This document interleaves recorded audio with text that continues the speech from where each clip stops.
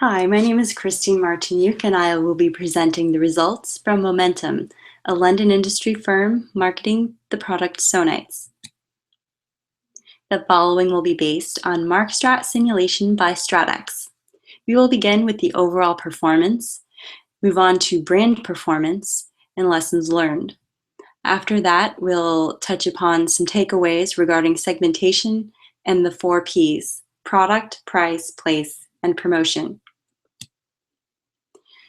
From the graph on the left, you can see that growth was slow in the beginning from Momentum. Now, this was due in part to financial constraint, as the initial marketing budget was not that substantial. Momentum did, however, see a steady growth from period 1 through period 6, peaking at $168 million in revenue. Periods 7 and 8 saw a bit of a decline. The stock price index in the chart below shows a similar trend.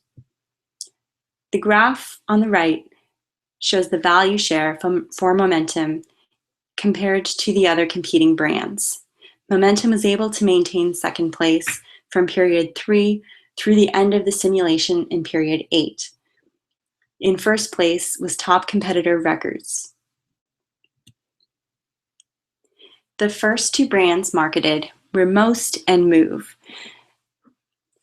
These brands targeted the savers and shoppers segments respectively.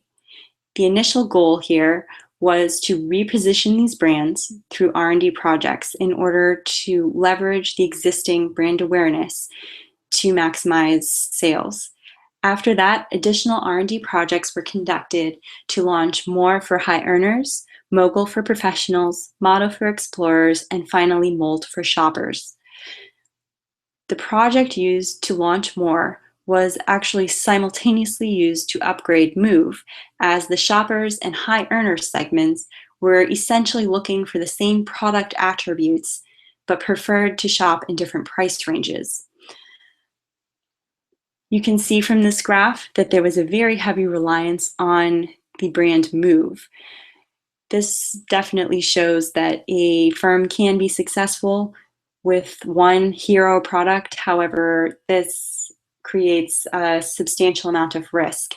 That one product declining, as seen here, has a very strong impact to the firm as a whole.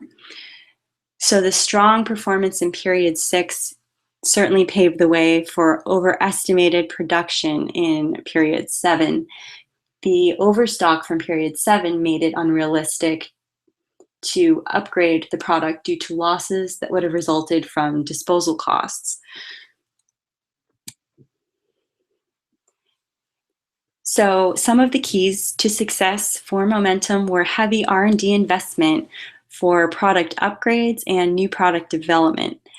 Having Move as an early entrant into the large and growing shopper segment was another key benefit. Each period, a detailed assessment was conducted based on the consumer surveys as well as the competing products in order to assess how to reposition and plan future moves in order to maintain competitiveness. Now, what would have made Momentum even more successful?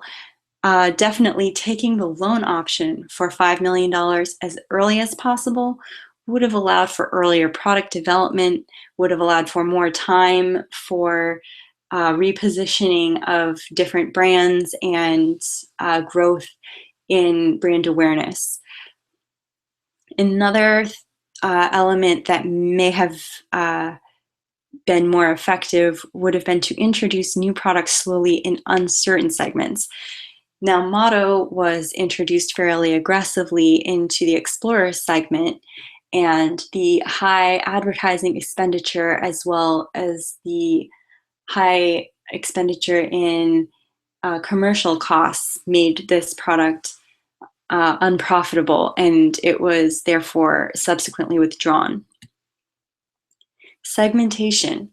Segmentation determines what the ideal product, price, place, and promotion should be, and targeting specific markets is particularly necessary in a competitive environment. So the bullets below show the bottom line just of how each segment was perceived.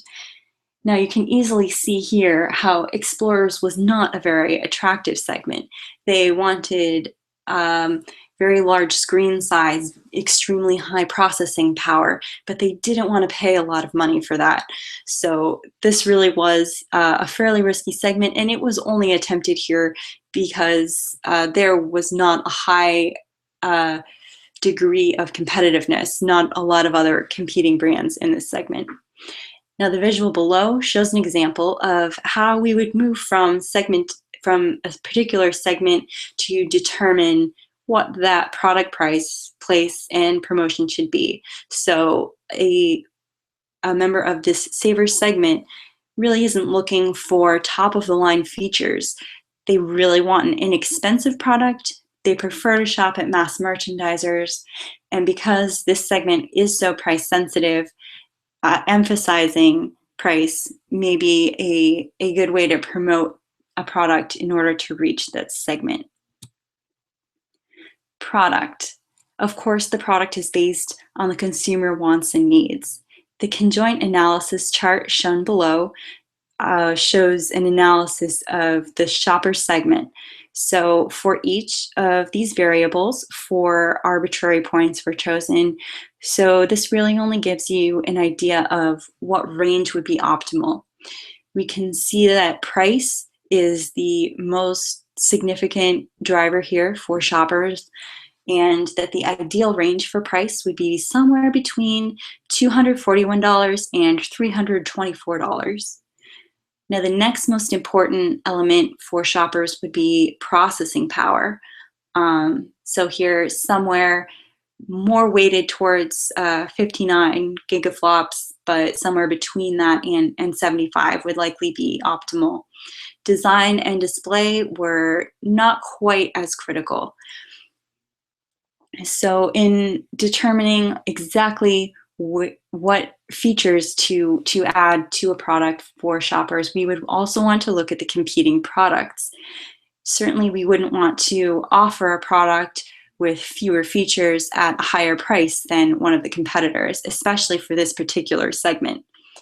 At the same time, we wouldn't want to offer the exact same features as a competitor because that leaves absolutely no room for differentiation.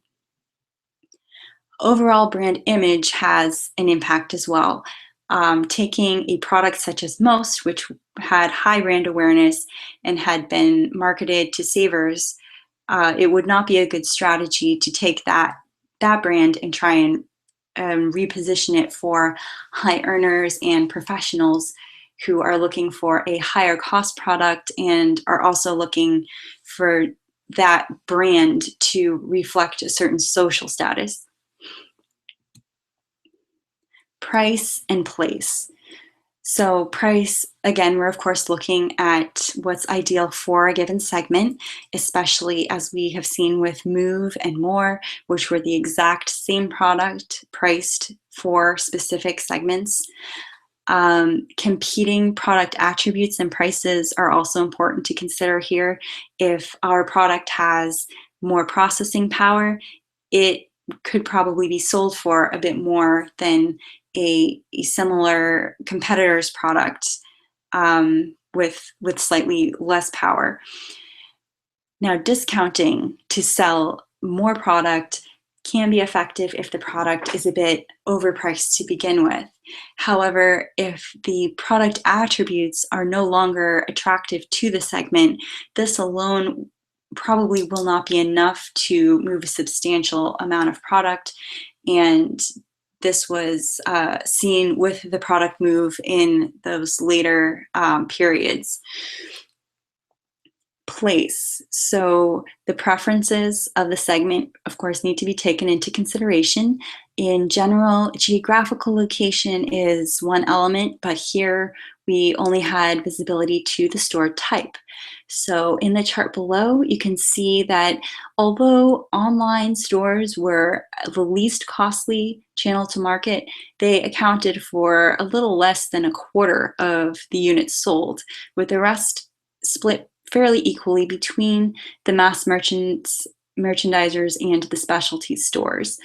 Now, if we wanted to market a product to the savers, they prefer to shop at mass merchandisers, so the commercial team would be weighted more heavily on that end.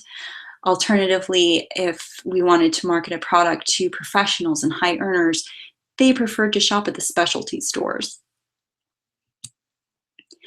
Finally, promotion.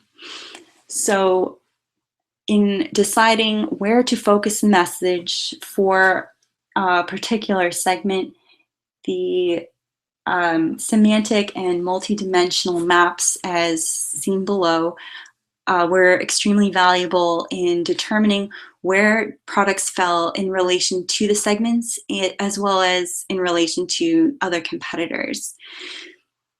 Message clarity was attained through marketing research in order to make sure that the intended message is effectively reaching that segment, and this was done simply through allocating a certain portion of the advertising budget for advertising research. Next, the overall level of investment needed to be assessed, and this was done through advertising experiments. As seen on the right, this advertising experiment conducted during period 6 shows that if we had allocated 20% more advertising budget to the brand motto, we would have realized an additional $630,000 in sales. Alternatively, if 20% had been added to the advertising budget for more, we would have lost $987,000. This indicates that the budget for Moore's advertising was either already appropriate or perhaps even a bit too high. So that sums it up. And thank you for your attention.